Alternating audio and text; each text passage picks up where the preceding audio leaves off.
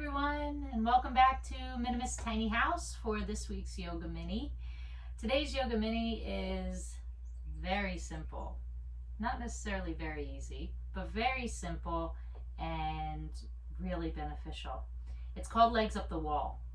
If there is one single yoga posture that I think has the most benefit in the shortest span of time for low back pain, for swollen joints, especially in the lower extremities, to help lengthen hamstrings, to help calm the mind, just across the board. I think this pose is so potent.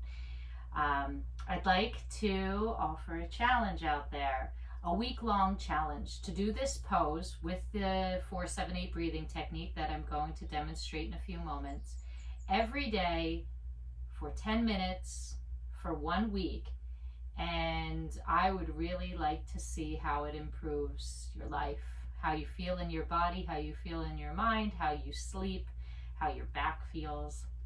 So make a comment on this if you're willing to do the week-long Legs Up the Wall challenge, and I'd love to hear from you.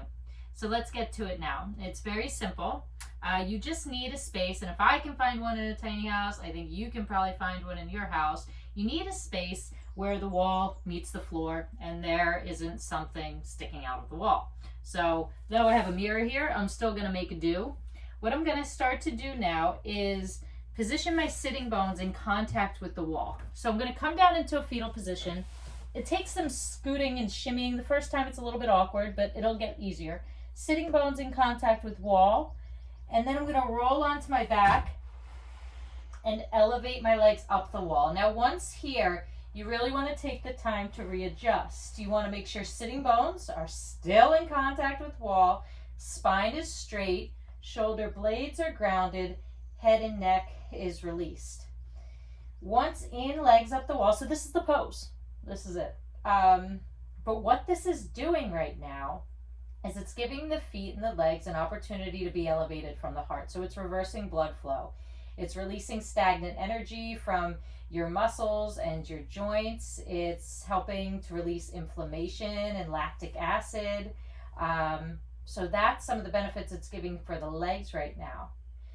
It's grounding your low back all the way through your spine and your head. So it's holding the body in perfect posture without engaging any muscles. It's kind of retraining or recalibrating the spine and the shoulders to be in good posture again without effort or try.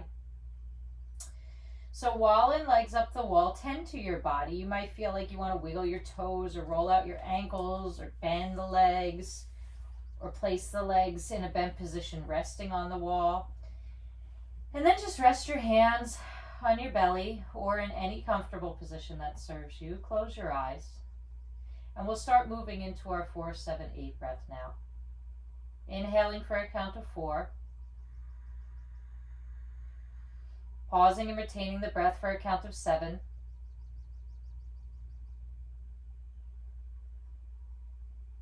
And exhaling for a count of 8. And then just repeating that pattern. Inhale for 4.